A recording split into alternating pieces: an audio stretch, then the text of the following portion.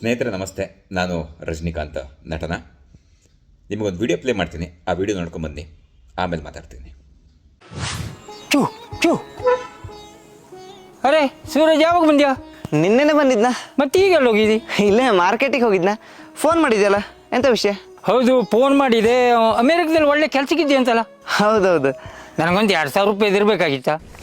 ಅಯ್ಯೋ, ಕೈಯಲ್ಲಿ ₹1 ಇಲ್ಲ ಪಾಪಣ್ಣ. ಹೊಸ ಬಟ್ಟೆ ತಗೊಳ್ಳುವ ಅಂದ್ರೆ ಹೊಸ ಬಟ್ಟೆ ತಗೊಳ್ಳೋಕ್ಕೂ ದುಡ್ಡಿಲ್ಲ. ಬಟ್ಟೆ ಸಾಯ್ಲಿ, ಹೊತ್ತಿನ ಊಟಕ್ಕೂ ದುಡ್ಡಿಲ್ಲ ಪಾಪಣ್ಣ. ನನ್ನ ಪರಿಸ್ಥಿತಿ ಹಂಗಾಗ್ಬಿಟ್ಟದೆ. ನಾನು ಅಮೇರಿಕಾದಲ್ಲಿ ಕೆಲಸ ಮಾಡ್ತಿದ್ದೆ, ಹೌದು.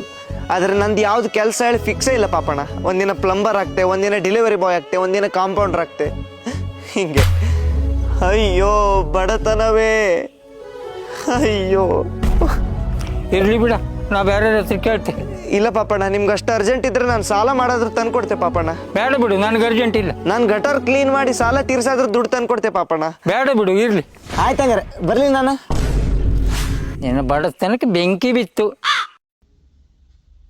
ಓಕೆ, ವಿಡಿಯೋ ನೋಡಿದ್ರಲ್ಲ.